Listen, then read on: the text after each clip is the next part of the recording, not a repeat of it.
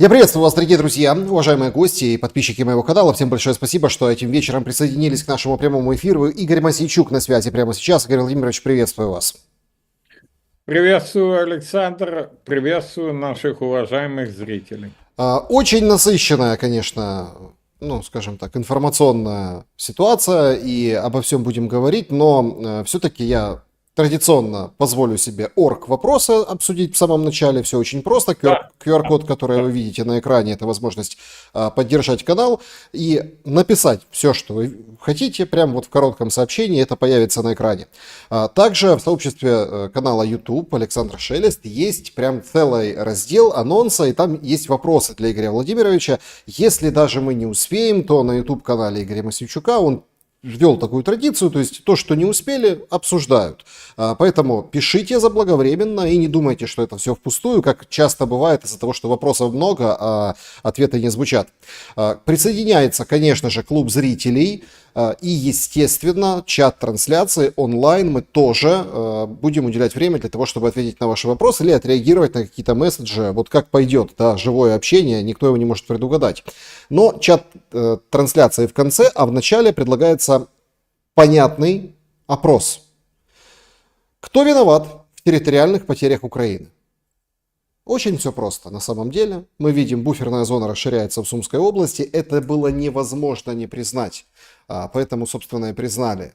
И если там как бы кротко, из-под тишка говорили, там вот придется 200 населенных пунктов, женщин, стариков, детей, вот потому что так, то сейчас уже конкретно населенные пункты называются, которые заняты войсками Российской Федерации вот в рамках вот этой вот буферной зоны.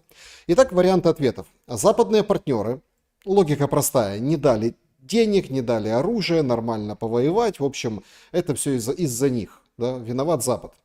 Второй вариант. Лично Зеленский. Потому что лично его выходки, как бы вот политические ставки, бонапартизм и так далее, вот привело к такой ситуации, которую мы сейчас имеем по линии фронта в целом, ну и в частности, да, по новым отхваченным кускам. Еще один вариант. Командиры ВСУ. Ну, всегда такой бич, командование из рук вон плохо проводит операции, и поэтому вроде как мысли и задумки интересные, но реализовать не могут из-за того, что низкая квалификация, да и армия сейчас как бы сплошь и рядом обычные люди, а рост военный ведется вот так вот, да, то есть, пожалуйста, был сержантом, стал там чуть ли не капитаном, майором и так далее в очень короткие сроки. И финальный вариант: никто не виноват, просто россияне стали сильнее. Армия как бы пошла катушка, ну никто не виноват. То есть это в принципе случилось бы не сейчас, а завтра и так далее. В общем, такие варианты и такая тема для обсуждения. Давайте мы начнем с нее, а потом уже пойдем по политическим и околовоенным и, конечно, глобальным вопросам. Как вы проголосовали? Я знаю, что вы голосуете, Игорь Владимирович. Да, я проголосовал, Александр. Ну, с вашего разрешения начну тоже с технических вопросов. Дорогие друзья, я знаю, что этот эфир будет не только на канале у Александра, его перезальют там на мой резервный канал, на ТикТоке порежут и так далее, поэтому я вас всех попрошу, всех, кто в Украине видит сейчас это видео, и хочет смотреть канал Александра Шелеста или Игоря Мосейчука без проблем, зайдите в настройки страны и измените Украину, ну, например, на Уганду. Тогда вы сможете увидеть и канал Шелеста, и канал Мосейчука. Канал Мосейчука пока не заблокирован. Эти зеленые гниды над этим работают, но об этом мы поговорим позже. Сейчас отвечаю на вопрос Александра. Я твердо убежден, что в ситуации той, которую мы имеем, виноват Владимир Александрович Зеленский. И я предлагаю разобрать это по порядку, по пунктиках. Владимир Александрович – верховный главнокомандующий. Еще немного более года назад он был даже президент легитимным. Он принимает решения. И ни для кого не тайна, что и во времена Заушного, а тем более во времена Сырского, политические решения, решения Ставки, решения Зеленского всегда доминировали над решением военных. Например, даже в начале войны, большой войны 24 февраля, решением Зеленского военные не были поинформированы о начале российского вторжения. Об этом рассказал генерал Наев в своем интервью. А мы знаем, что Зеленскому глава разведки Буданов доложил в 2 часа с копейками дня. Вечером была встреча с большим бизнесом, где ему тоже указывали на начало войны. Он кричал, что войны не будет, хотя знал. То есть военные отпадают, да, Александр? Потому что они назначаются, они выполняют приказы. Другое дело, к ним есть вопрос, почему они полоумного Бонапарта слушают. Но это уже вопрос другой. Значит, Нет, ну более смотрите, тут же какая еще история. Это важно отметить, просто если пройдем мимо, это будет как-то, знаете, по-идиотски выглядеть.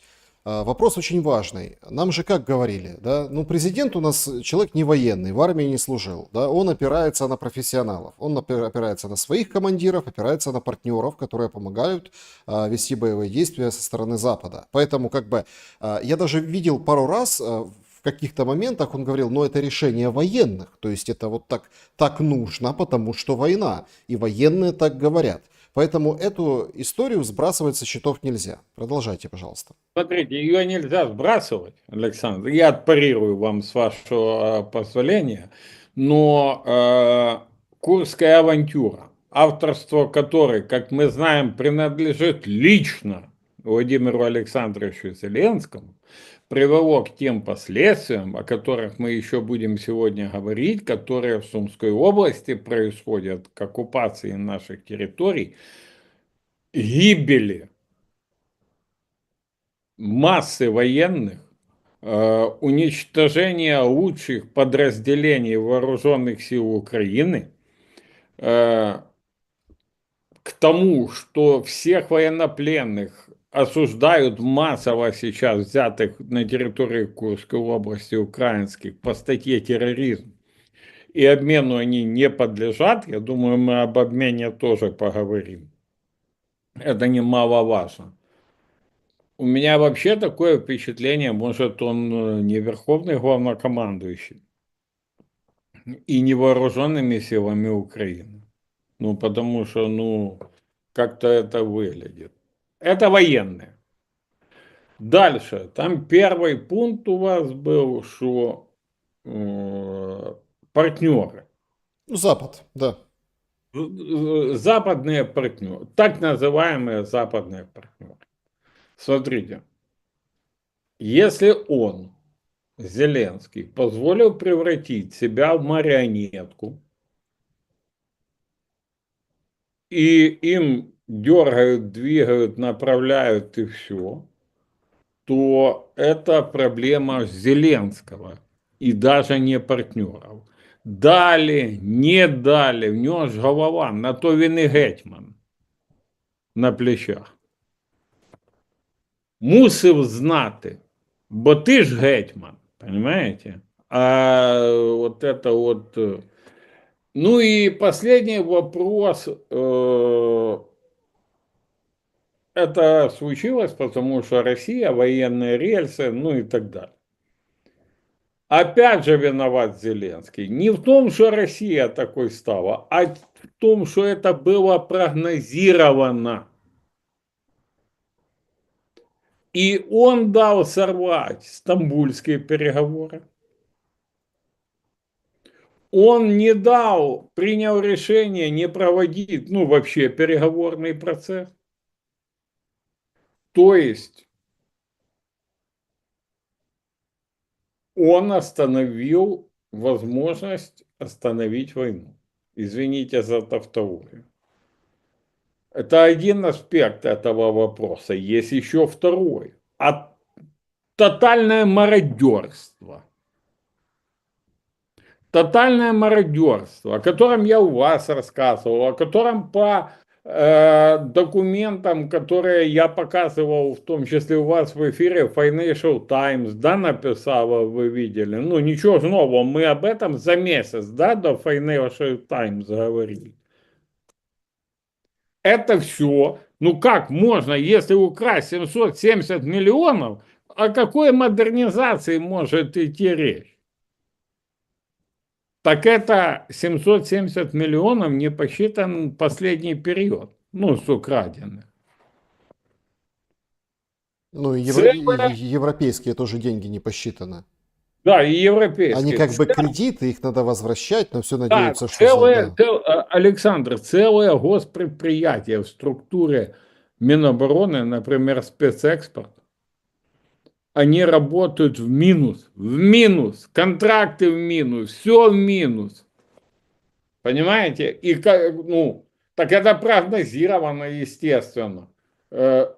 Они выстраивали военные рельсы, а тут выстраивали виллы в Марбельо, этом самом на Лазурном берегу и так далее, и так далее.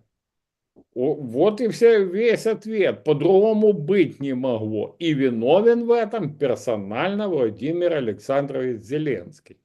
Более того, мы можем тут еще полпрограммы говорить, но я четко скажу, что я юридически вижу в его действиях, в действиях некоторых его подчиненных, например, Стефанчука и Сырского, в контексте Курской авантюры вижу состав военного преступления против собственных вооруженных сил и против собственного народа.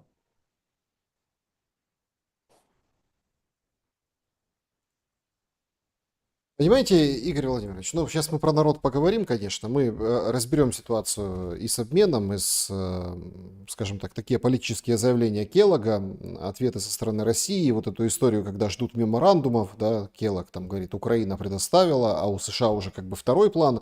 Это все очень интересно, это очень важно.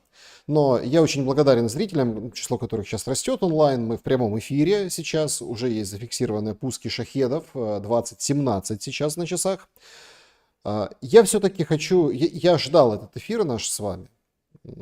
Я хочу все-таки уделить минуты 3-5, как получится, непосредственно вашим санкциям, которые прилетели, о чудо, в воскресенье.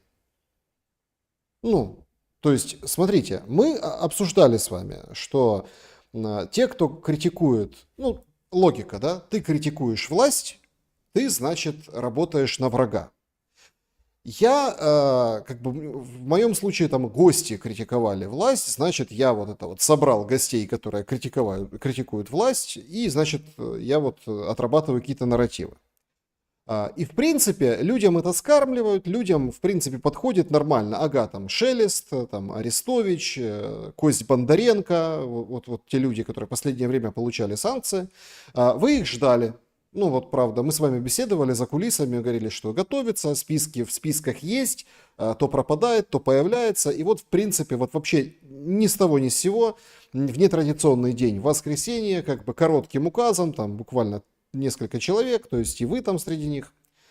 Но вы, посмотрите, у вас же, ну, вас же нельзя упрекнуть в том, канал у вас, YouTube канал, и вещание все там на украинском языке. Понятно, что если есть площадки, где русскоязычные, вы свободно переходите. История у вас очень своеобразная, потому что вас подрывали. Охранник погиб, и у вас осколки там даже, которые до сих пор в теле, да, за вот эту как бы конфронтацию, в том числе с Кадыровым. То есть вам сказать, что вы агент России, ну, я не знаю, у кого язык повернется, но тем не менее санкции, в принципе, с тем же самым перечнем, да, как и у всех, против вас ввели. Как вы встретили эту новость? Что скажете по поводу этого решения, ожидаемого, но все-таки абсолютно нелогичного? Александр, в пятницу прилетели мои пташки с Банковой, с Владимирской, с РНБО и сказали: Игорь Владимирович, пришел ваш черед. Я абсолютно спокоен был. Я узнал это, находясь в дороге, поспешил, чтобы записать, ну, реакцию, видео. Вот, значит, теперь я попрошу у вас буквально 5-7 минут, за это подарю несколько инсайдов, это самое сейчас, чтобы зритель понял ситуацию с моими санкциями. Значит, первое. Мои санкции введены исключительно по личному указанию Владимира Александровича Зеленского. Я это знаю. Мне отзванивались со всех его подчиненных служб, рассказывали, что пытались остановить безумца от этих действий, но он их предпринял. Причина – моя профессиональная журналистская деятельность. Когда вы сказали правильно, ваша журналистская репортерская деятельность – приглашать гостей, вести с ними беседы, интервьюировать, ставить вопросы. Моя – проводить расследование, вы это прекрасно знаете.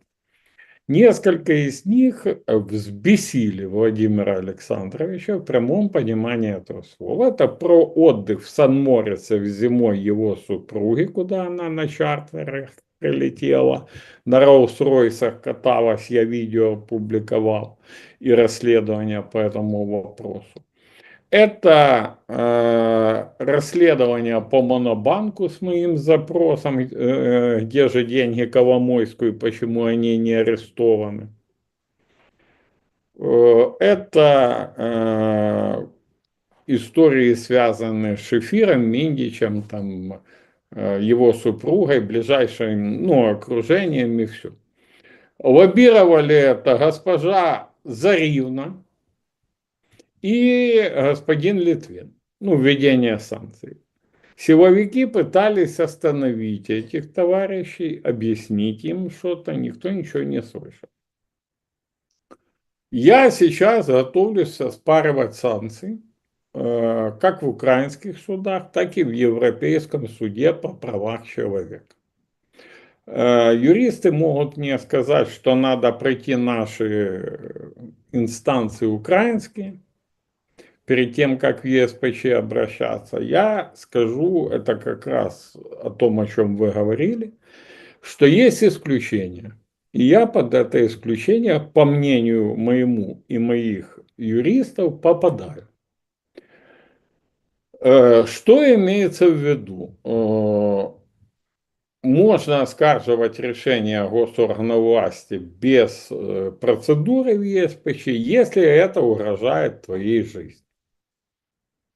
Введенные против меня санкции угрожают моей жизни. Я это могу доказать в течение нескольких минут.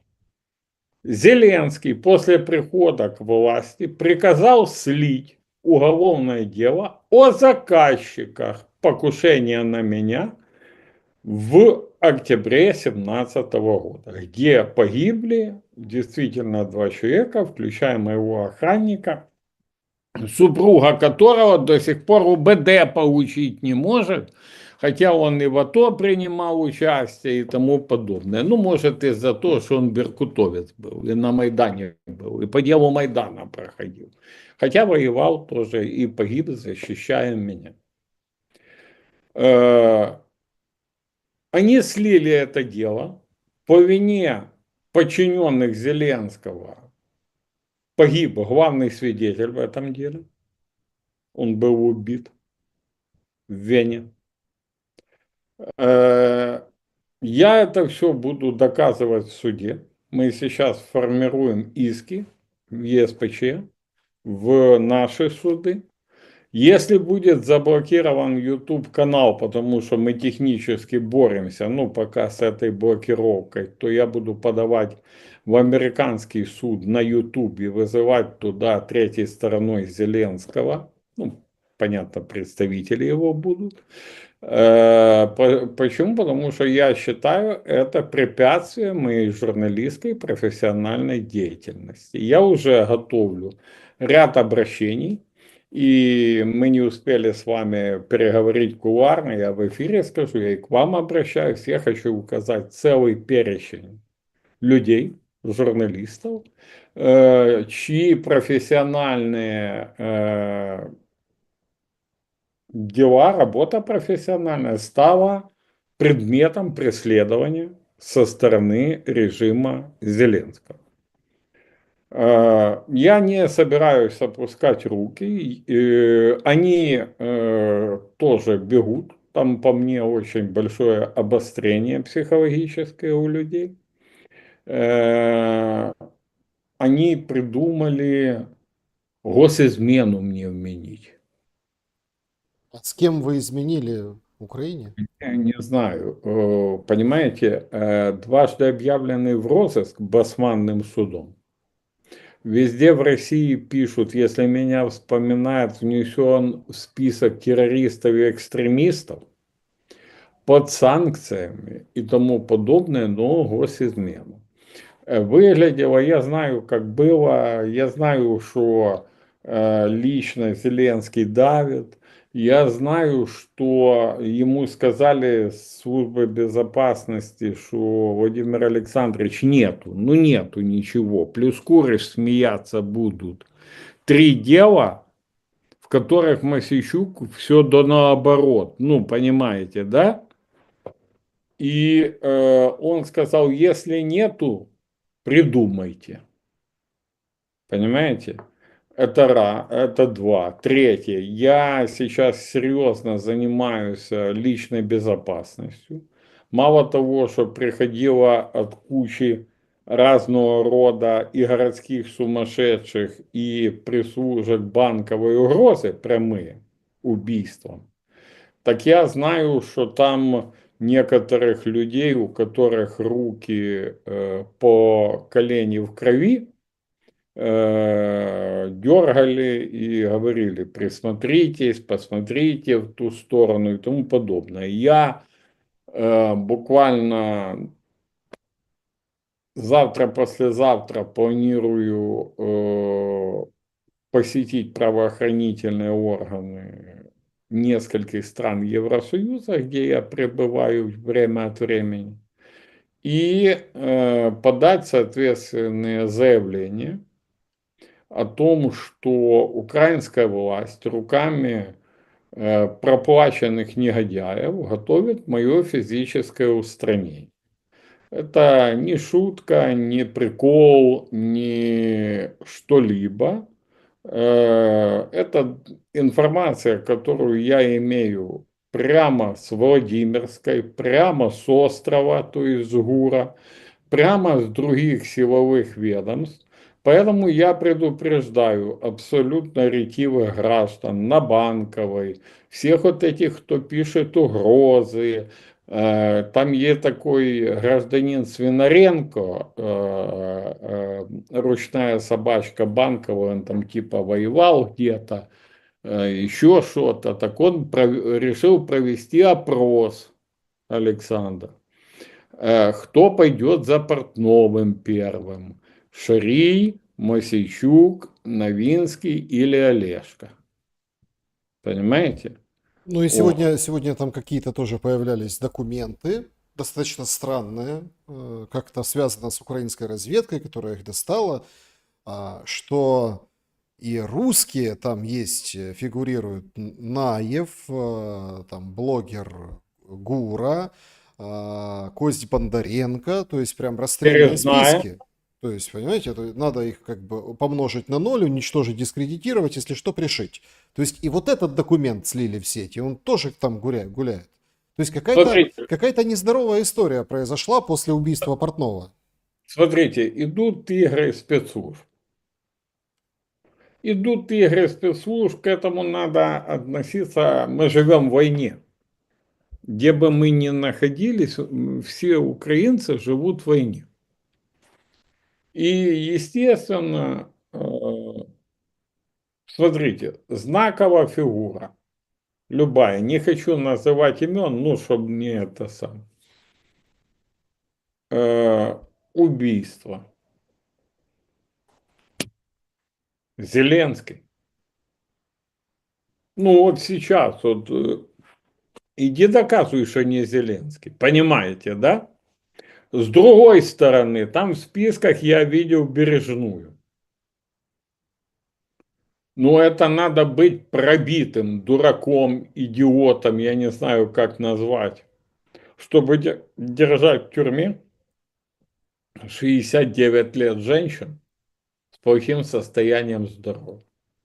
Сегодня, Даже сегодня сообщили, что инсульт был, да. инсульт у матери, это мать Бережной, которая не смирилась, не идет ни на какие обмены, ну, после гибели ее дочери, тоже народного депутата от партии регионов. Если у вас даже есть претензии, есть судебный процесс, нахождение под арестом дома с нормальным медицинским обслуживанием, или вам нравится, Владимир Александрович, что вас же будут обвинять в том, что благодаря вам умер тот или иной человек, который сидел по довольно недоказанным пока в суде, я мягко, да, так скажу, статьям. То же самое касается великовозрастного заключенного господина Богуслаева. Ну, я далеко не сторонник Богуслаева, я даже не общался с ним никогда в жизни. Но я логикой своей понимаю, что человек на исходе лет, и содержание его в СИЗО приведет к его смерти. Я вот, понимаете, Александр, это цинично, но у меня вопрос. Он что, не понимает, что суд может не закончиться? Ну, понимаем, да? То есть, ну, это зачем это делается? Это чтобы, опять же, возбудить какую-то часть общества, какую-то мировую, да, там, ну, общественность и тому подобное. Та же Бережная, ее доклад в ООН лежит. Понимаете? То, что русские его озвучили, так русские могут озвучивать все, что угодно, но они страна-соучредитель ООН, как и Украина, кстати, и они имеют абсолютное право доступа, как все другие страны, ну, ко всем документам. Хотят озвучивают, хотят не озвучивают. Понимаете? То есть э, какая-то, ну, это кретинизм, высшая степень кретинизма или диверсия. Я это объяснить не могу по-другому. Это так, как с Курской операцией, ну, то, что мы говорили, только это уже в гуманитарном плане и так далее. Так вот, заканчивая по моим этим санкциям, преследованиям и тому подобное. Э,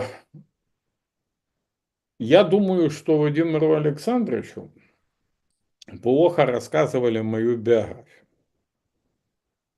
Дело в том, что все, кто с ней хорошо знакомы, знают, что меня преследовал Янукович, меня преследовал Порошенко. И это было закатом их президентской карьеры. Походу, Владимир Александрович решил повторить их подвиг. Э, Я, честно, вы у меня очень много раз спрашивали, да, Александр, по поводу политики, ну и так далее. Э, Написал мой коллега, комментируя пост о введении, ну, санкций, Валерій Карпунцов написав так: ти дуже не хотів повертатися в політику. Ну, тепер мусиш. Вони тебе повернули. Смотрите, Сейчас Зеленский, ну, во-первых, там взрывы в Нежине сообщают, мы в прямом эфире, это вот прямо сейчас происходит. Вот видите, я почувствовал, я Карпунцова вспомнил, это его родина как раз. Понимаете, в чем дело? То есть, и сейчас это просто, ну, для того, чтобы люди понимали, что мы в прямом эфире, даже если будут смотреть в записи, то есть есть тревога, есть угроза баллистики, шахеды, то есть Удары. удары и все. Вот смотрите, тяжелейший период на самом деле с точки зрения тыла, очень тяжелый. Про бусификацию отдельно поговорим с вами, да, и о том, как люди пытаются противостоять этому. Выходит Зеленский и говорит, смотрите, мы не будем говорить то, что...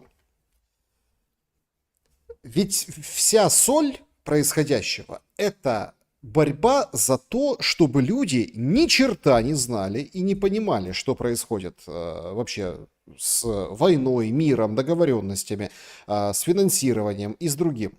Вот он вышел сейчас, Зеленский, у него обращение, да, мы не будем говорить ничего, мы сосредоточимся на том, как вот там давать отпор России. Сегодня Россия готовит меморандум, а Зеленский выходит и говорит, вот, ну, все, отпор.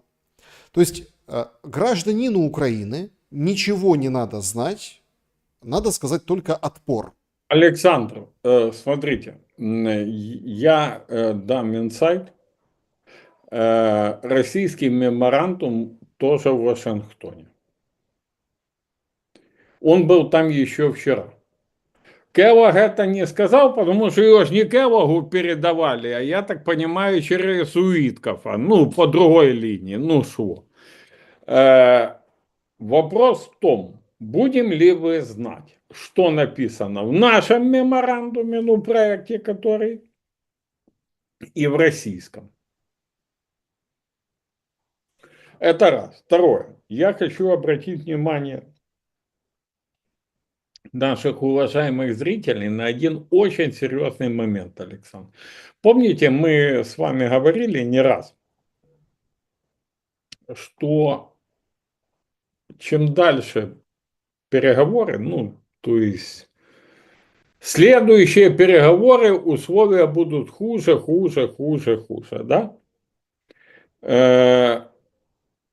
А все так рукой, это там Зеленский, там россияне тянут столбы, тянут кабеля, тянут трансформаторы, устанавливают все и хотят запускать Запорожскую АЭС. Как только россияне на альтернативку запустят ЗАЭС, ни о каком даже американском управлении под российским контролем разговора не будет. Это еще один показатель. Время играет против нас. Я не... Это... Ну, а 100 километров за неделю квадратных, это что? Мне приходят некоторые, говорят, да что ты панику разгоняешь? Мы ж там сел не так много потеряли, а городов вообще нет. Говорю, вы понимаете, что такое 100 километров и как порезана сейчас, ну, линии? А может, никто и штурмовать никакие города не будет. Отрезать будут. Полями идут. Ну, 100 квадратных километров. Шахеды летают, Как у себя дома. как у себя дома. А все почему? Когда было полно ракет к Патриотам, то с этих Патриотов стреляли по шахедам. Это все равно, что с доской сороковкой за мухой по улице бегать. Понимаете, вот это самое. Когда мухобойка лежит, ну, у тебя на столе. Это один момент. Второй момент. Взяли в штурмовые бригады всех вот этих операторов ППО, охотников на шахеды, всех туда, в штурмовые. Ну, зачем? Вот в том же Нежине, я знаю, стоят спаренные пулеметы, ну, из яких шахеды можно, да, сбивать, а стрелять некому. Все. Всех отправили. Это что же, решение великих там командующих, верховных, главного, ну, то есть ситуация насколько тяжелая, что я прочитал сегодня пост Марьяны Безуглой, а мы не раз говорили, что у Марьяны на языке, то у Ермака, ну, на уме. Она, конечно, заканчивает пафосно, но общая характеристика того, что происходит, и что мы у порога бездны, вот тут я согласен на 101%. Понимаете? А не будем называть фамилии, читаю. Это вот туда-то, вот туда, тот в президенты. Люди добрые, что у вас за головой? А вчерашняя новость от Пышного о том, что будут рисовать гривни в новом дизайне. Твою дивизию, как говорят. Смотрите, 400 миллиардов дырка только в военной части бюджета. Зарплаты сокращают выплаты. Тюремщикам сократили выплаты, по 1000 урезали. Звонят мне, жалуются, при вас такого не было. При вас сидящим или при вас депутатом? При мне депутатам і при мне сидящим. До цього не додумався ніхто. Это, ну, ноу-хау. Это и при сидящем, и при депутате не было, Олександр. Понимаете, якийсь кошмар. Полный кошмар.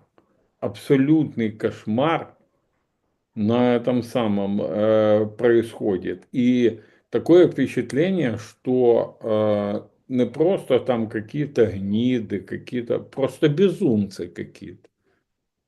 Просто люди выходят, и ну, такое впечатление, что вот выходит Зеленский, говорит, а такое впечатление, что все остальные идиоты, которые не видят, что вокруг происходит. Понимаешь? Не видят. Вот многие говорят о Киеве, Криволап, да, этот авиационный эксперт. А я разговаривал с Васильковым, кто не знает, я долго работал в этом городе, я знаю, нас и смотрят там многие, потому что пишут мне. Тот самый, ну, последний обстрел, который был перед Киевским, но там штук 30 или 40 шахедов летали и заходили вот так в очередь, выстраивались, как ударить, на какие объекты залететь, понимаете? Это страшно.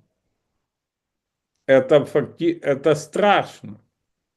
В Киеве в хлам военное предприятие, военно-гражданское, завод Антонова, я могу это прямо сказать, это не военная тайна. Они, конечно, могут написать что угодно, но это полкиева видела. Понимаете? То есть люди ощущают вот это. А плюс атмосфера, которую режим Зеленского навязывает людям. Говорить нельзя, обсуждать нельзя. Если что, избушка в двери постучит. Этот полуумный Потураев рассказывает про службу Божию Украины, которая придет, если кто-то будет молиться, и им скажут, что там русский мир. Кто это будет и Не, как. здесь нужно, смотрите, это отдельная, там даже это прям тема. Давайте коротко, потому что многие не поняли. Потураев прокомментировал ситуацию. В общем, назревает же вот эта история, заканчивается время отсрочки законопроекта о запрете религиозных организаций, там, которые посчитают связанными со страной-агрессором. Это так в законодательстве выписано. Россия не называется, УПЦ не называется. Некоторые говорят, да успокойтесь, УПЦ это украинская организация, никаким образом не связана, мол, обойдется, это просто приняли так попугать. Нет, не попугать. Потому что вовсю уже и сегодня должен был быть вот этот момент, когда, ну вот сегодня там должны были решать в Украинской Православной Церкви, то есть идти в подполье, да, или что-то предпринимать. Но опять-таки пауза.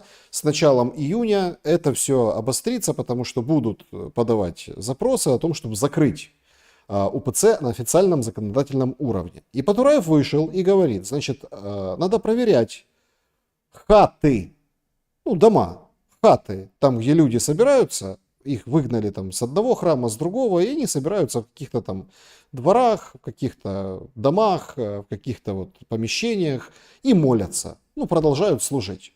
Вот надо их туда отправлять, чтобы они выявляли агентов, представляете? Поэтому это очень серьезное заявление, фашистующее заявление. Смотрите, первое, Александр, первое. То, что происходит вообще в религиозной жизни страны, это какой-то сумасшедший дом. Притом он хаотический, как и в других вопросах, но он несет очень большую угрозу. Смотрите, у нас есть Министерство культуры, которое типа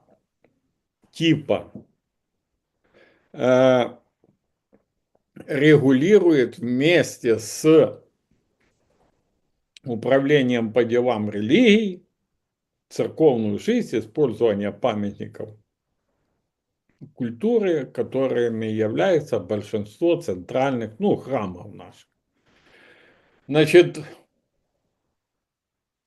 директора музея Лавра выгоняют, потому что он плохо боролся с московским патриархатом. Я думаю, если в их понимании это плохо, то он должен был кожанку одеть, маузер нацепить и ходить по Лавре отстреливать монахов.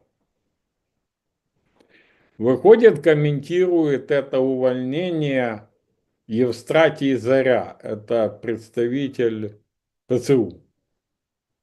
И у меня складывается впечатление, что это говорит не представитель церкви, а Министерство культуры. Понимаете? То есть, что строят не церковь, а филиал Минкульта. Потом сегодня вообще я чуть прибалдел. Министерство культуры подало иск апелляционный в суд по использованию общиной Римо-католической церкви Николаевского кафедрального собора в центре Киева. То есть я вот это вот слушал там, он борется с христианством. Просто объяснить, вот это все в комплексе. Я уже молчу о Потураеве, потому что заявление Потураева это вообще, в Центральной Украине подобные вещи были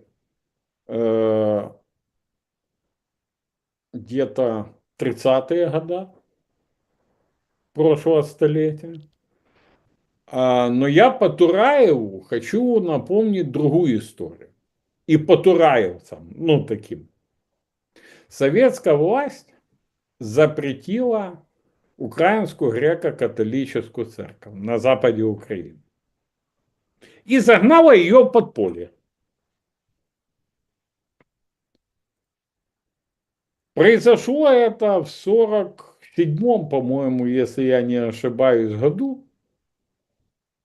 И длилось это по 89-90 год. Если Потураев думает, что они этим уничтожили греко-католиков, нет. По состоянию до начала Большой войны 8 миллионов украинцев себя идентифицировали с УГКЦ. Несколько десятков миллионов, которые ассоциируют себя с Украинской православной церковью. Вы их загоняете в подполье, так ихняя вера станет крепче. Любая церковь, которую загоняют христиане, говорят в катакомбы, как первые христиане, которые гонимы, которых загоняют в катакомбы, она становится сильнее. Я вообще считаю, что заявление Потураева и потураевцев, подобных ему, это открытая работа против Украины, открытая работа на спецслужбы противника, потому что это подрывает страну изнутри. Это создает религиозный конфликт. Самая страшная война – это религиозная. Не дай бог нам подойти к этому, а мы видим, что мы вплотную подошли. Поэтому это, я разделяю на две части это. Во-первых, это тотальная борьба с христианством и вообще религиозностью украинцев. Тотальная. По всем направлениям. И второе, это конкретно разжигание религиозной ненависти, которой занимаются представители партии «Зеленых гнид», которые сидят в парламенте, еще и комитеты возглавляют. Игорь Владимирович, значит, очень важный момент, которого я хотел коснуться именно с вами. Потому что есть определенное видео на канале Игоря Мосейчука, пока не заблокированном, который в борьбе находится. Пожелаем, конечно, удачи. Вы знаете мою позицию. Я думаю, что все равно прикроют это все очень надолго. Я имею в виду на территории Украины. Все равно это все, в общем, в этом... Мы откроем еще 10. Понимаете, вот только так. И кто бы мог подумать, да, что... Придется именно вот таким вот образом действовать. И вот, да, 4-й год войны, причем там было же как, когда закрывали YouTube-каналы, кстати, большие YouTube-каналы разным, около политическим российским блогерам, не только прямым там, да, которые там прямо, там, не знаю, вещают там из студии Соловьева там или какие-то там такие вот такие. Да, по поводу Соловьева у меня вопрос. Я дико извиняюсь. Но это же не Мосейчук на 2-й или 3-й день войны сидел в студии Соловьева и обсуждал наступление на Киев. И не Шелест. Потому что если бы мы там сидели, нам бы уже там не то что 111, а заочно расстрел бы объявили. Человек сидит в парламенте, работает, нажимает на кнопки. Квартира у него появилась, земельных участков за время войны. И говорит, я оппозиционер. Вот канал открыл Юрий Анатольевич Бойко. Я вот хочу посмотреть, будут закрывать, не будут. Что же это такое? Это такое, знаете, двойные стандарты. Я о другом. Я хотел именно с вами обсудить ситуацию с обменом. На самом деле приходят цифры, и понятное дело, что эмоции выходных, там, это же там, растянутый во времени обмен, там, 300, потом 300. Но потом, когда в сумме посмотреть, выходит Лубенец, комментирует, говорит, забрали мы самых больных. Там, те, у которых проблемы со здоровьем. Вперед! Это он заявляет публично, это его прямая речь. Да? Все они были больны. Нет, так больных, здоровых там нету. Смотрите, то есть это вот такая подробность. Дальше там, понятное дело, есть недовольство Прокопенко, Редиса, которого вернули по экстракшену с Азовстали, да, через Турцию. Потом возили, показывали, что смотрите, мы вернули. Говорит, не тех вернули. Надо азовцев было возвращать, вернули не тех. Тоже странная ситуация. Но и, конечно, вот если так охладить вот эти все пыл эмоций, которые там спустя этих обменов, в любом случае обмен это хорошо, да, потому что, причем хорошо и для одной, и для другой стороны. Однако, люди, которые пытаются анализировать, они уже примерно посчитали, что вот эту 1000 на 1000 еле наскребли.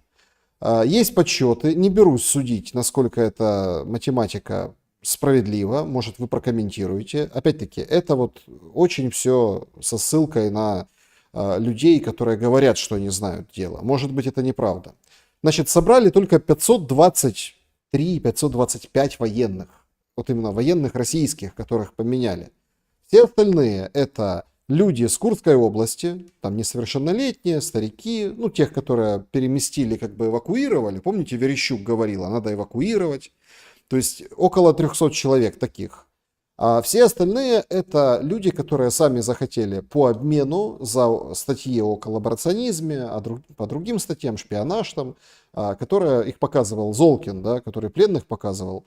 То есть примерно там человек 200. Ну вот так это все формируется. Не буду отвечать за достоверность цифр, но есть вот такая методика. Есть цифры, что, значит, 5700, там ближе к 6000 вообще удалось обменять военных, украинских военных, не священников там, не каких-то, не знаю, а вот именно военных. Но возникает вопрос, а что с этими военными дальше?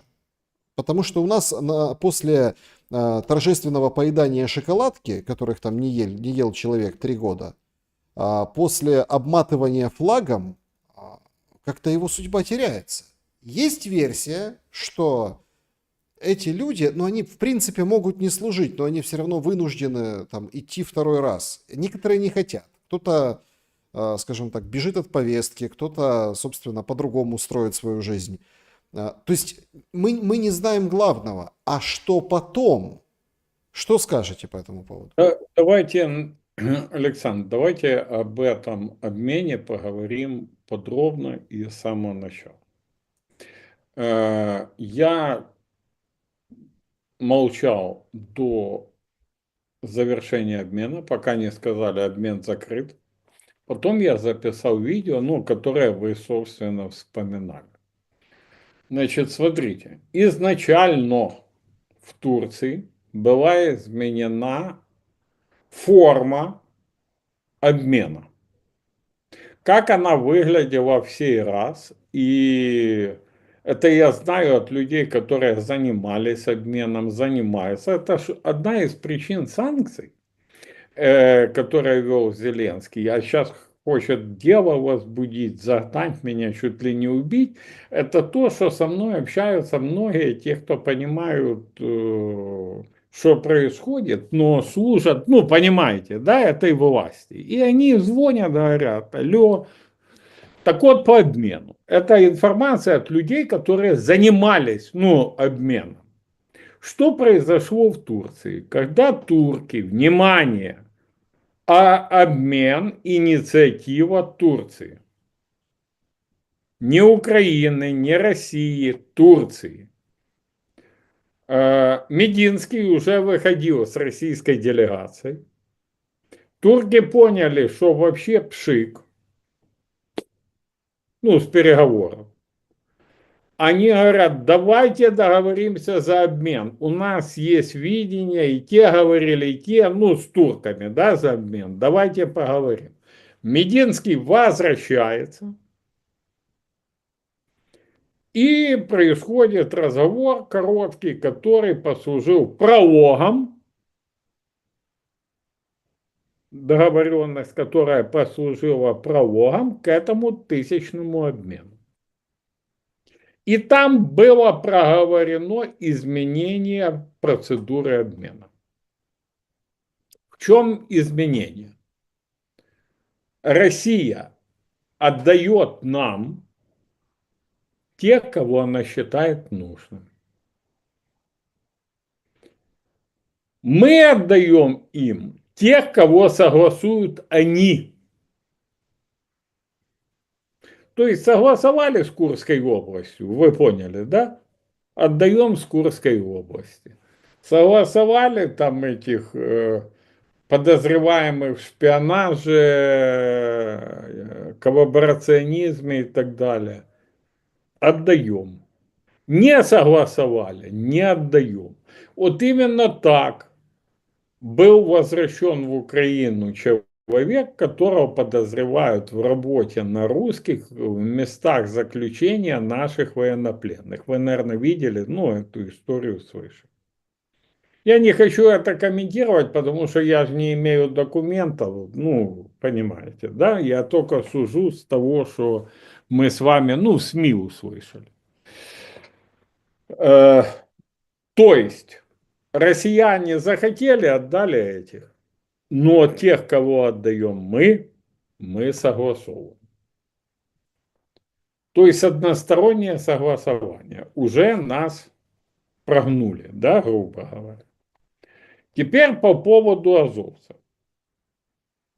С плена надо возвращать всех. Александр, всех, без исключения. Пленных на Азовстале около 600 человек. Плюс-минус. Я не берусь точную цифру называть. Разница, внимание, разница между ими и другими военнопленными только одна. Знаете, какая, Александр?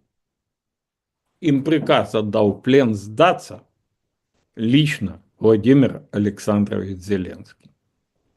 И он лично, персонально несет ответственность за жизнь каждого из тех, кто вышел по его приказу с Азовстали, и которым он, а это слышала вся страна, да, гарантировал обмен. Я это к тому, что 5, 10, 2%, ну, должно было бы быть. И он должен был бы за это сражаться. Это же его персональная ответственность. Так когда это было? Давно. Вот, вот, вот. А там зеро. А к Денису Прокопенко у меня обращение другое. Вы если говорите, то вы говорите до конца. Всю. Вы не к безликой власти, ну, обращайтесь или кому-то, а называйте конкретно людей. Владимир Александрович Зеленский, который звонил на Азовсталь, да, вам, ну, отдавал приказ. Министр обороны Умеров, который одновременно возглавляет делегацию в Стамбуле. Это же они согласились или не согласились, или улыбнулись. Ну, я же не знаю, я же не присутствовал. Но их не называют, понимаете, да? То есть, хотя это персональная ответственность их. Это все, Игорь Владимирович, это все... Мне, смотрите, мне забрасывают, говорят, почему вы за азовцев, они такие, вот такие, вперед, такие. Ребята, я за всех. Не, за всех, подождите. Это... Но в данном случае, тут еще персональная ответственность. Сначала был приказ держаться, я ж не ошибаюсь, Александр? Потом был приказ сдаваться, а теперь я извиняюсь, вот Нет, такую. ну, смотрите, тут дело очень понятное. То есть, понятное дело, что по идеологическим и разного рода другим соображениям есть классификация военных, ну да, то есть классификация Да, все. профессиональная, то есть снайпера и дроновода никто не отдаст в плен, да, никто может, это чудо, если не попадают в плен. Азовцы — это идеологическая история. Тут включается момент, тут вы правы, включается момент переговоров, да, то есть кого на кого, если там командиров Азова обменяли на Медведчука, мы помним, то есть как-то релевантно, то вот мы прошла вот эта вот итерация от Стамбула до Стамбула, да, и что мы увидели? Вообще нерелевантный обмен. У меня другой вопрос. Так а что с ними потом происходит? Вот об этом потом, просто смотрите, я то... Сейчас, давайте закончу, вот, Александр, одну секунду, смотрите. Я понимаю россиян. Я понимаю командование Российской Федерации. Они вообще считают это самый идеологический враг, это денацификация, там, как они говорят, и тому подобное. Они для меня понятны, они противник. Вот эти зеленые гниды с этим обменом. Понимаете? Они отдали приказ стоять насмерть, сдаваться в плен, а на выходе вот. Ну, сейчас просто нет приказов сдаваться в плен. Теперь Да, теперь, смотрите, теперь давайте посмотрим на то, что вы говорите, а дальше что. На самом деле, действительно, закон разрешает не воевать, не идти на фронт после освобождения из плена. Я не знаю случаев, чтобы кого-то там насильно, ну, взяли, но я знаю, ну, не знаю, но я знаю массу других случаев, которые связаны с тем, что людьми не занимаются, людям жить не за что. Люди идут сами, чтобы, ну, как-то выжить и так далее. Многие из них потеряли семьи за время пребывания в плену, потеряли здоровье и тому подобное. Никто этим не занимается. Вы абсолютно правильно сказали. Вот, посмотрите, друзья, вот шоколадка, вот обняли, вот флаг, вот фотография, вот видосик для Зеленского. А потом только, смотрите, вот так только хлоп и черные шторы. А, То, еще один момент, который я принципиально должен обсудить именно сегодня. да, Именно сегодня. Я вчера, как бы этому показывали, то есть есть два таких вопиющих случая, да, мы их обсуждали там. Вообще это все обсуждается и продолжается, между прочим. Это, кстати, большая редкость, да, в том плане, что обычно случай принудительной бусификации обсуждается один день, а потом новый случай, ну и этих забывают, да. Если напишет какую-нибудь ерунду ТЦК публично, ну, там, может, еще один денечек поживет эта новость. А так, по большому счету, да, пожалуйста, вот все туда, все в топку. Другое дело Ирина Верещук с автоматом. Это вообще другое дело. Это вот вообще можно жить вечно, да, этот образ, да, как она и целится. Новые фоточки выложили сегодня, и вчера, и позавчера, как я на уикенд провела на стрельбище. Но она там как бы на выходные съездила, как бы так, погулять, да, с автоматом, типа потренироваться. А людей их гребут каждый день. Два вопиющих случая. Это Кременчуг и Черкассы. В Кременчуге сначала всех сообщили, вот, группа какая-то, их быстро задержали, там двоих. А потом видео просто посмотрели. О, полное видео, оно появилось позже. О том, что они сбили велосипедиста. Но велосипедист-то подкованный парень был. У него была и телескопическая удочка, вот эта дубинка, и газовый баллончик. Другие два парня, никаких 7 человек не было, никакой там банды, ничего. Они просто как бы сошлись с военкомами, тот применил спецсредства и, собственно, да, вот так. Там отчитались, задержали, да, но вот такой прецедент. Картинка аховская. Другая аховская картинка, когда во дворах в Черкасах тоже вышли мужики, там один покрупнее, другие там просто соседи видят, ну видно по ним, они мужики, им там за 50 лет точно всем. Ну вот они как бы наваляли военкомом, там сорвал с него шапку, там отпинали, в машину посадили, отправили подальше. Сегодня полиция Черкащины официально, бодро, четко рапортует и показывает кадры. К этому мужику, который срывал шапку и прогонял со своего двора ТЦКшников, врываются как, ну я не знаю, как в кино. Ребята, они там группа, сколько их там подразделения, друг за друга держатся за плечо, там по рации говорят. Боевик прям. Заходят в эту покрашенную в синем парадную, в этот подъезд, да, открывают двери, вяжут его на пол. И бодрый пресс-офицер говорит о том, что смотрите, как вот мы отработали вот это. Слушайте, елки-палки. То есть, а почему вот эти все в касках с автоматами, а почему они идут за этим мужиком? Они защищают страну. Спецподразделение целое вызвали для мужика, который там прогнал военкома.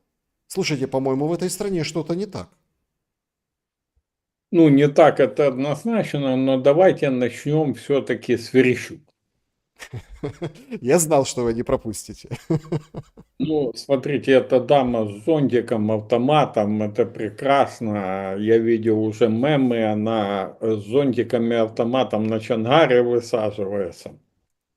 С прямым намеком на то, что она причастна к разминированию. И это правда, кстати. Значит, Александр, идет борьба. Идет борьба Жаба-Гадюкин. Жаба-Гадюкин за потоки, за кровавые бабки. Верещук двигают определенные группы влияния на должность министра обороны. Помните фоточку эту без угла тоже? Он или она? Она или он? Они с Умеровым сидят на совещании, кстати, на совещании по обмену. И, кстати, возвращаясь к этому, это совещание вообще было ни о чем, а для нас с вами мляцкий цирк. Ну, представление. По причине того, что про списки, ну, я вам рассказал. Что они там обсуждали, я не знаю. Значит, это самое. Ну, пиарились на обмене.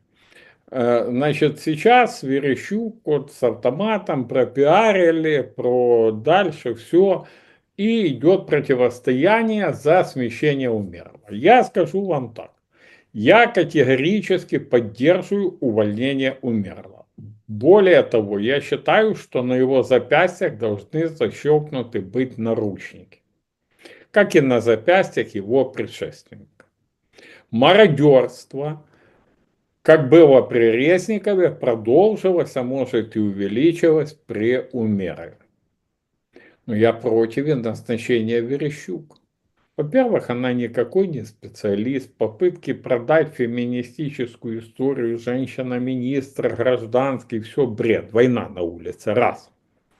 Во-вторых, при ней будут воровать также. Это желание сесть на потоке. Умерова убрать, Верещук посадить и самим сесть на потоке. Потоки закупки дронов и так далее, и так далее. Если кто в теме, я не буду вдаваться в подробности, бо это целый эфир можно, ну, посвятить. Но кто в теме, кто заинтересуется, мой из коллег-журналистов, там, расследователей и так далее, вы посмотрите, что происходит. Когда на Банковой приняли решение выпороть Давида Георгиевича Арахамию за то, что он самостоятельно по Вашингтонам там шастал, его выкинули со схематозов по закупке дронов. Теперь компании, которые зашли, ну, на это место, канал Джокер, телеграм-канал, который с этим Сарахами дружит близко, Роман Кравец и так далее, просто не слазят с них. Вот надо бороться за поток. Вот так само с Верещук. Там и дроны, там и ракеты, там и снаряды, там и это самое, ну, кто не читал, кто, Яйца, яйца. да, яйца, кто не читал Верещук и Financial, яйца. да, кто не читал Financial Times, можно у вагнеровцев что-то прикупить. Понимаете, это самое. То есть все нормально. Откаты сумасшедшие. 770 миллионов. И то это не за последний период. И то это не все. То, что мы видели, тут рассматривали, ну, еще до Financial Times. Значит, друзья, у меня вопрос. У нас люди гибнут. Подразделения гражданские. А тут решают, ну, кому бабки кровавые в Минобороне колотить. Поэтому для меня это не в фоточках дело, а в процессе, в который эти фоточки были вброшены. Теперь идем дальше, Александр. Вы подняли очень серьезную тему. Сбился из этой верещу. Ну, показательно, Показательное, смотри. показательно Да, приняли. Как да, прям да. таких воров в законе рецидивистов, что Смотри, прям... смотрите. Смотрите.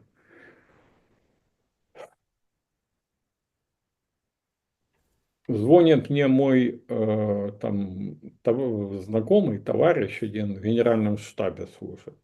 И говорит, это на тебя из-за бусификации ввели санкции. Я ему говорю, да брось. Он говорит, ну все ж началось.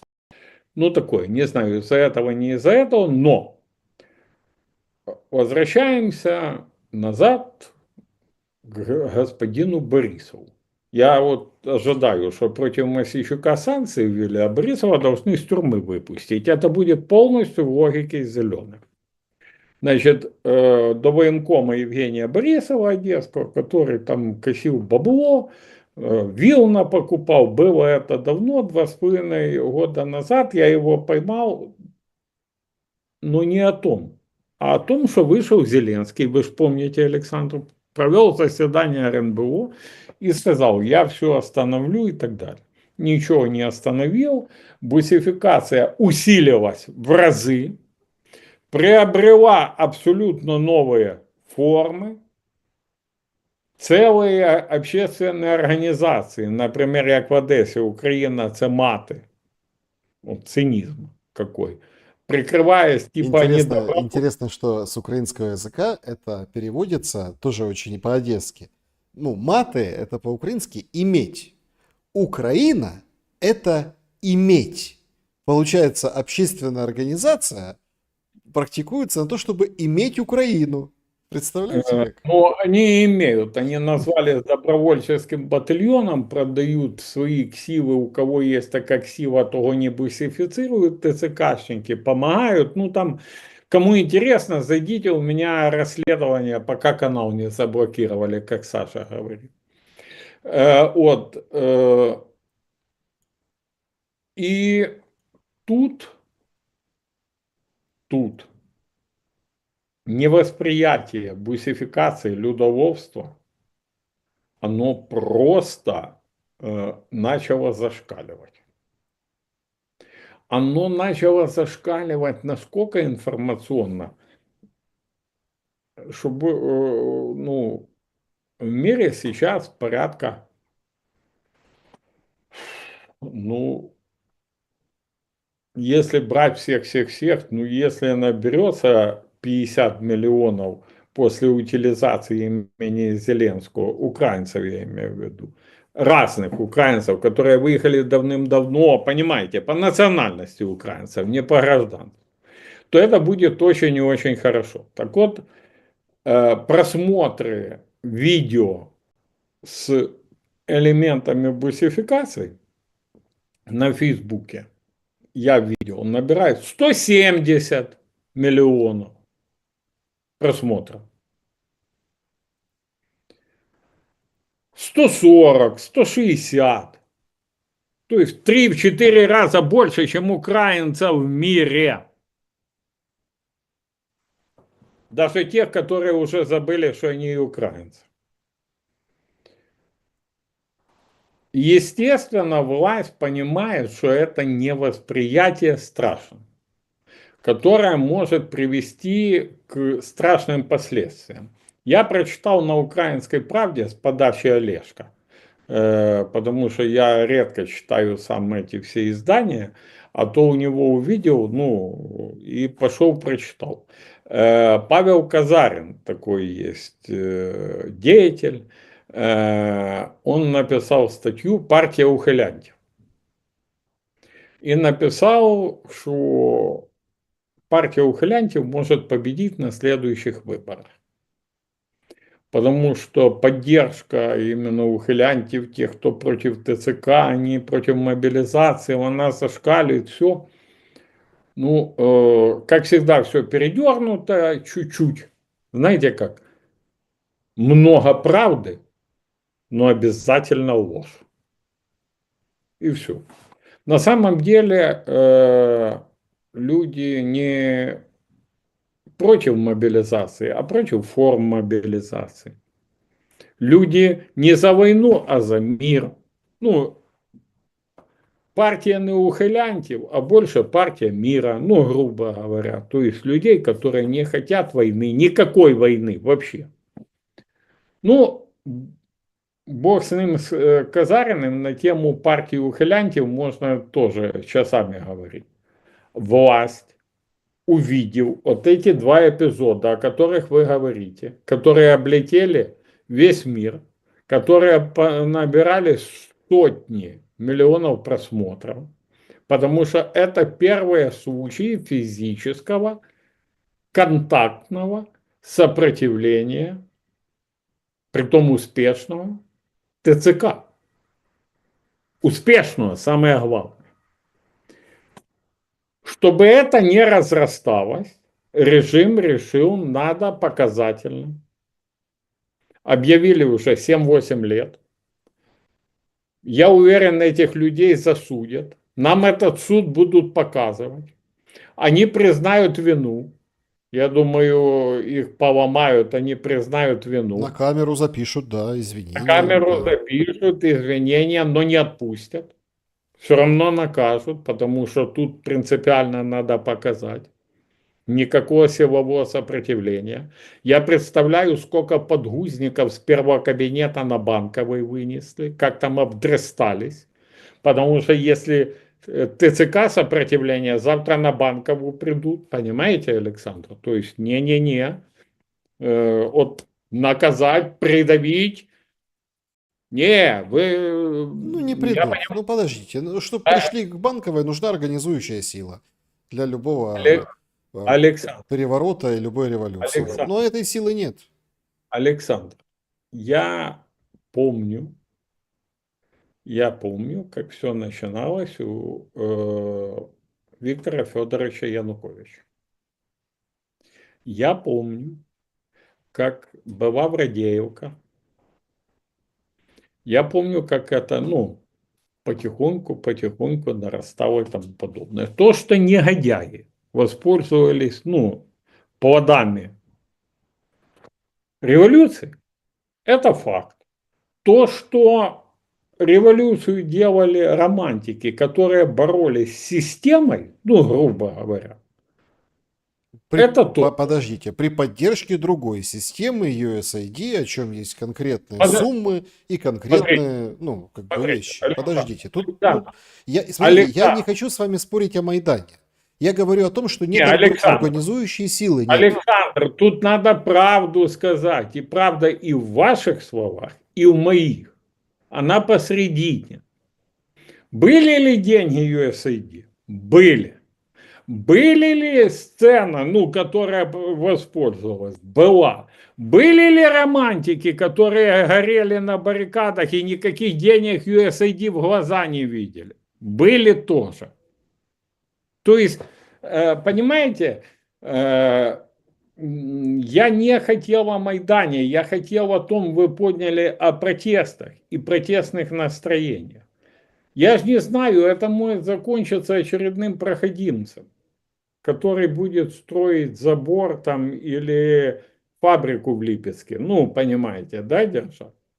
Все может быть. Я имею в виду протест, который может возникнуть из ТЦК.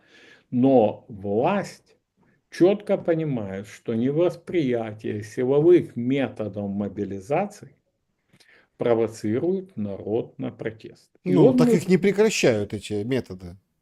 правильно. Значит, не понимает власть. Не понимает.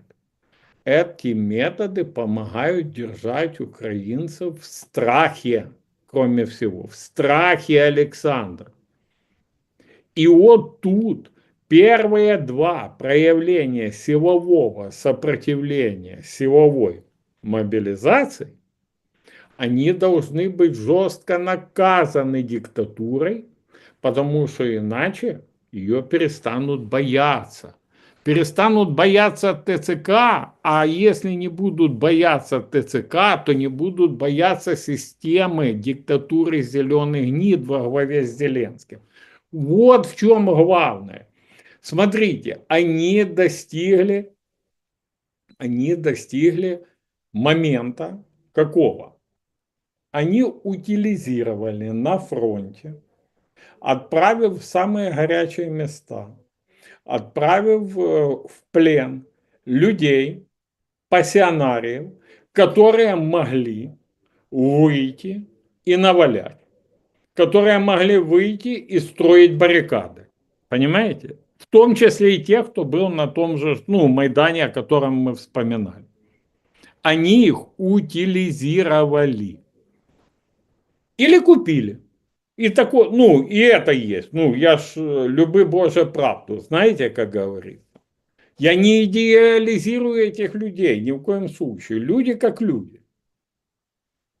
Тут появляются пассионарии, которые начинают сопротивляться. Один там шапку сорвал, сказали, вон с нашего двора. Второй вообще с удочкой ездил. Я вам скажу, у мене є кум, он вообще ездит с оружием и стволом и ножом.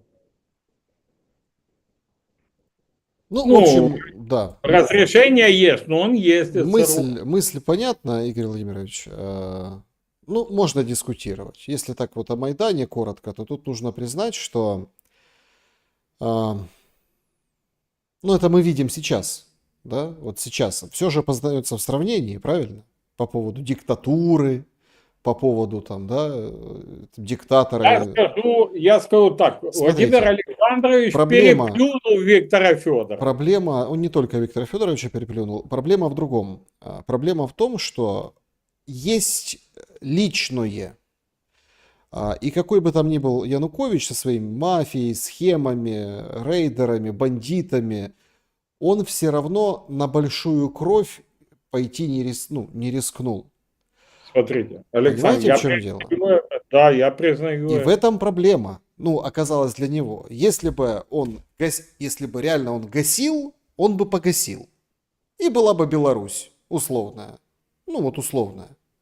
Со своими там понятными там спецификой и так далее. Но он не пошел по этому пути, не проявил эту силость и в силу избежал вообще. И даже не на территорию Украины сбежал, да, может быть, оставив без оккупации тот же Крым, куда он смылся потом в будущем, я имею в виду оккупацию и, ну, переходу уже в Российскую Федерацию. Луганск, Донецк, уже было бы как-то по-другому все. Но он выехал в Россию, все.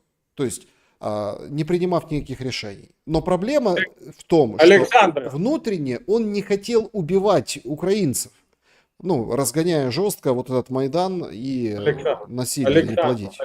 Александр, я подписываюсь под каждым вашим словом, только хочу продолжить. Да, он не хотел, но все его действия привели в дальнейшем, ну, то, о чем вы, Не, собственно, ну тут уже, сказали. там уже, подождите, там есть окружение, там вот есть господин Татаров, которого мы вспоминают времена Там есть Майдана. господин Левочкин. Именно, то есть там уже есть, там уже сыграли другие фигуры, которые остались, кстати, на плаву и которые вот, так сказать, балансируют. Но это совсем другая история, тоже очень интересная. Это отдельно, смотрите, я глубоко убежден, что нужно скрупулезно расследовать, разложить по Нет, полочкам. не будет никто расследовать уже. После, ну это уже все. Нет, Ну, подождите, смотрите, вот, Александр, дайте закончу с вашего разрешения. Я не следователя, я имел в виду. Я имел в виду не следователей, потому что у нас нагромождается Майдан на Майдан, война на Майдан и так далее. Мы в этом следствии будем жить всю жизнь, если не это самое. Нам хотя бы крайних расследовать, ну, грубо говоря. Нет, я имел в виду, что все равно есть документ. Есть следы, которые остались, есть слова и действия.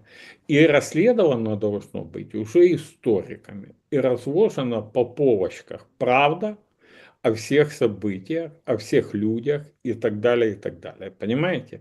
Потому что фейков, которых породили и в одну, и в другую, ну, сторону, просто, ну, вот мульон. Я скажу так, смотрите, э, всех беркутовцев хотели линчевать. Я сегодня вспоминал своего охранника Руслана Кушнера, который отдал жизнь за то, чтобы меня спасти, и который фактически спас человека, который был на другой стороне, да? Ну, грубо говоря, там. Поэтому есть люди, которые выполняли приказ. Есть люди, которые, то есть все надо четко разложить по полочкам. Кто где, когда первый выстрелил. Я, например, фонарею, когда говорят, вот, смотрите, поруби с винтовкой. Ну, выходит, да? А это ничего, что это фото сделано на моих глазах через 4 недели после окончания Майдана. Когда правосекторовцы, которые жили в отеле Днепро, устроили стрельбу на Хрещатике, и было решение их либо брать всех, либо на фронт отправить. И вот Порубий приехал, с ними договорился и отправил их на фронт. Ну, то есть надо установить все поминутно. Это для нас важно, для нашего будущего и наших детей. Кого сбила машина?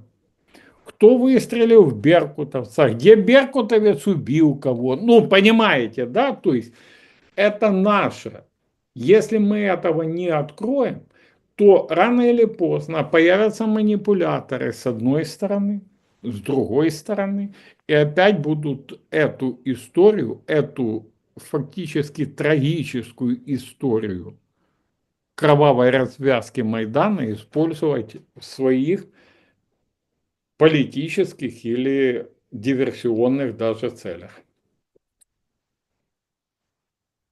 Друзья, значит, подводим итоги нашего опроса сегодняшнего. Как обычно, мы перетянули, но в любом случае, если не успею ответить на какие-то вопросы, несколько, конечно, зададим из сообщества YouTube, из чата трансляции, то всех приглашаю. Игорь Владимирович по мотивам. Вот. Он специально так долго отвечает на вопросы, чтобы так к себе на канал перенести наше общение. И это тоже прекрасно, потому что, знаете, лучше как бы держаться вместе. Это очень важно. Ну, то есть без шуток, если. Значит, подведем итоги нашего опроса. Значит, кто виноват в территориальных потерях Украины? 2% командиры ВСУ, 20% никто не виноват, Россия стала сильнее, 23% западные партнеры и 55% лично Зеленский. Люди с вами солидарны, Игорь Владимирович. Я благодарю людей, которые мыслят правильно, мыслят по-государственному и понимают уровень ответственности, которая лежит на лидере страны. Режим Блиц. Короткие вопросы, короткие ответы. Буквально несколько. Давайте сообщество Давай. YouTube и чат трансляции. Лилия спрашивает. Здравствуйте, Саша и Игорь. Игорь, как на ваш взгляд кончится война и что нужно, чтобы это случилось скорее? Ну, смотрите, я скажу так. Окно возможностей по окончанию войны сужается, прикрывается каждый день. И оно может закрыться вообще и закончиться катастрофически для нашей страны, для нашего народа, для нашей нации. Наш руководитель нашей страны, Владимир Александрович Зеленский, который узурпировал власть, должен быть смещен, а руководство страны воспользоваться возможностью, которую предоставляет президент США Дональд Трамп для окончания боевых действий, для окончания войны. Это уникальный сейчас момент, но я боюсь, что позиция антитрампа, на которой стоит Зеленский, это разрушит, это выбьет, и это приведет все к глобальной серьезнейшей катастрофе. Александр Котов, здравствуйте. Кто больше виноват перед народом? Тот, кто голосовал за принятие Украины в НАТО, или кто легитимизировал соглашение о недрах? Смотрите, я думаю, что перед страной виноваты и те, и другие. Я свою вину признал, голосуя за НАТО, но первопричиной голосования по НАТО был Петр Алексеевич Порошенко. Я не снимаю с себя никакой ответственности. Что касается надр, там ситуация сложнее. Там не было решения Конституционного суда, как по НАТО. Там не было никаких процедур. Там не показали документы. Я себе в страшном сне не могу представить, чтобы я нажал и проголосовал за это. Кстати, когда Порошенко хотел ввести военное положение, чтобы отстрочить президентские выборы и не дать Зеленскому избраться президентом, то я ради сохранения демократии в стране делал все, чтобы остановить Петра Алексеевича. Как мне сейчас некоторые звонят, говорят, на свою голову. Петр Скоморохов. Игорь, каким образом северный сосед умудряется атаковать самый южный регион Украины, Одессу, с юга? Ну, все очень просто. Часть Херсонской области оккупирована, плюс корабли выходят в море. Все, опять же, действительно, Украина одержала серьезную победу морскую в этой войне. Но Украина не контролирует Черное море полностью. Так как же Если контролируют, говорят. не, ну прекратите, ну я понимаю ваш этот самый Александр, ваш юмор, не контролирует, корабли выходят, запускают ракеты, запускают все. Да, возможно, в дальнейшем, только что от нас останется до дальнейшего. Это точно. Значит, Игорь Владимирович, как националист, поддерживаете решение власти, как при СССР, в школах преподавать военную подготовку? Получается, готовят новых спартанцев и амазонок, которые лет через 10-15 побегут сами в военкоматы. Власть видеть будущую страну только как военный лагерь, а народ согласится с таким устройством страны. А демография, а экономика? Смотрите, а можно я вам отвечу таким образом? А тот, кто задавал вопрос, в Советском Союзе жил? Я думаю, да. Если да, то он проходил военную подготовку. Понимаете? Вопрос не в военной подготовке, вопрос в окончании вашего вопроса. Если военную подготовку ставят во главу всего жизни страны и тому подобное, то это превращает в такую себе, в лучшем случае, Северную Корею, а в худшем и в нашем случае это зеленые кхмеры, ну, попытка создания зеленых кхмеров. Я скажу так, я не против военной подготовки. Я против того, чтобы война была впереди планеты всей. Впереди планеты всей то, что вы сказали, должно быть. Демография, экономика, промышленность, жизнь. Жизнь, а не смерть должна быть впереди планеты всей. Это точно. Значит, ну давайте еще один вопрос из сообщества и заглянем в чат трансляции. Хороший, кстати, вопрос. Значит, такой важный. Я вижу уже, так улыбается Александр. Нет, ну правда. Ну, прям, мне прям нравятся такие вопросы. Главное, интересно, что вы ответите. Значит, ну давайте так, я сокращу. В общем, зеленые гниды — это порождение украинской политики. Ну вот это вот, тут, конечно, смешной вопрос. А есть ли вероятность, что эти зеленые гниды превратятся в зеленых вшей, спрашивает Константин. Есть. А второй вопрос, очень важный, да, они являются, Александр спрашивает, порождение политики государства, к которой вы, Игорь, тоже приложили руку. Так кто же породил зеленых гнид? Спасибо. Смотрите, первое, могут превратиться в зеленых вшей, потому что этим паразитам фиолетово кому служить. Москве или нашему государству. Это раз. Второе. И среди них очень много, среди зеленых гнид оказалось очень много зеленых вшей. Первые дни Большой войны это ж показало. Ну, это ж, ну, это ж статистика, это не я, это самое. В отношении того, что приложил руку. Смотрите, если брать глобально, ну, лично я, возможно, но это такой процент маленький, который по сравнению с другими это самое. Но я не снимаю с себя ответственности, не снимаю. Опять же, вспоминаем голосование по НАТО и тому подобное. То есть я не снимаю с себя ответственность. Но зеленые гниды стали, их появление и избрание Владимира Зеленского стало последствием многолетней политики, которая отторгала свой собственный народ, которая выстраивала какую-то элитарность и панство, которое не замечало своего народа, олигархию, которая обогащалась и создавала свой правящий класс.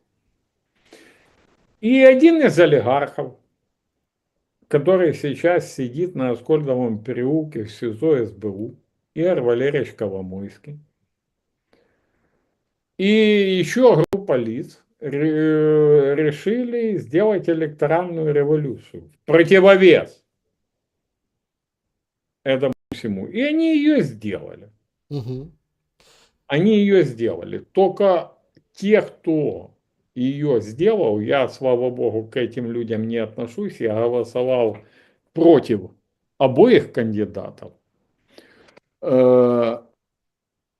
Поэтому могу спокойно в зеркало смотреть. Так вот, это самое, и детям глаза. Так вот, эти люди, которые повелись и сделали революцию эту электоральную, они стали жертвами этих зеленых гнид.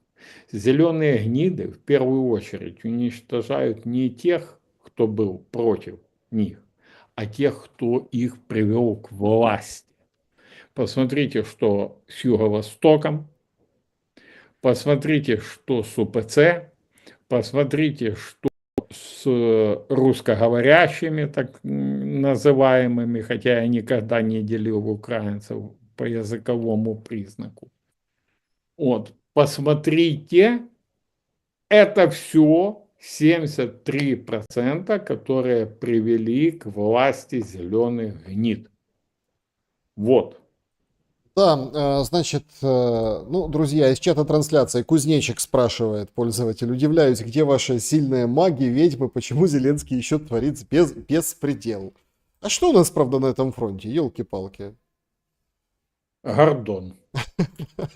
Я понял. Пирамидки. Их всех крышует Гордон с пирамидками, поэтому есть мощная защита.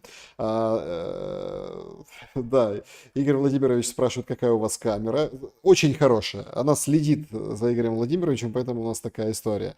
Периодически бывает в кадре, но я думаю, что все услышат. Вопрос Игорю от Антона Кузьмина. Как думаете, может, если поменять политику Украины, власти с антироссия на развитие Украины и нейтралитет, только это даст шанс развития на успех? 1001%. РРР, МММ. Здравствуйте, Александр, Игорь. Игорь, что думаете о заявлениях Мерца? Ну, что думаю, они хотят дальше продолжать с жизнями украинцев войну с Россией, дальше на этом зарабатывать и, ну, и самое главное, сковырнуть Трампа, трампистов, потому что они представляют глобалистические силы мира, Европы и тому подобное. Это программа антитрамп. Она не касается Украины. Она даже не касается российско-украинской войны. Значит, вопрос, какие у Игоря Владимировича татуировки, кроме трезубца на руке, Серджио? Никаких. Вот так вот. Значит, вопрос, каким будет лето для жителей Украины от изящной персона? Тяжелым. Тяжелым. Рентон ФМ, за что и почему убили Киреева? Он был переговорщиком, надо было сорвать переговорный процесс, поэтому он был убит. Я думаю, этот вопрос стоило бы поставить, если у кого-то из нас будет возможность интервьюировать в ближайшее время, он стал доступным Вадима Владиславовича Новинского, то я думаю, этот вопрос ему надо было бы поставить, и он много интересного мог бы рассказать. Да, друзья, всем спасибо большое. Если чей-то вопрос не попал из сообщества YouTube или чата трансляции, чат сохраняется, кстати, Игорь Владимирович делает кропотливую работу, он перебирает те, которые отвечал, которые не отвечал, и пользуется, скажем так, вашими вопросами как бы в отдельной рубрике. Это очень полезно, потому что действительно вопросов бывает много, а времени не так много, хотя вот 100 минут мы в эфире сегодня. Игорь Владимирович, я благодарен вам за время и мысли. Я благодарю вам, Александр. Дорогие друзья, если Александр будет дальше в эфире, оставайтесь с ним. Кто хочет, можете переходить на мой канал. Я через 15 минут тоже начинаю прямой эфир в 9 часов, 21 час по Киеву. Всем спасибо. И давайте все вместе, что бы ни происходило, делать нашу страну великой, мирной и процветающей. И Да, будем друзья, всем добра и света. Буквально там в 22:10 шум, пошумим немного, обсудим. То есть я раньше буду все же. Поэтому у можете вас прийти просто- ко мне, а потом к Александру У верну. вас просто со временем сбились вы немного, эти часовые пояса. По Киеву сейчас 22, да. без Да. 15:10, да. Друзья, в любом случае, это живой эфир, вот такой живой разговор. Оцените его, пожалуйста, лайком. Увидимся совсем скоро.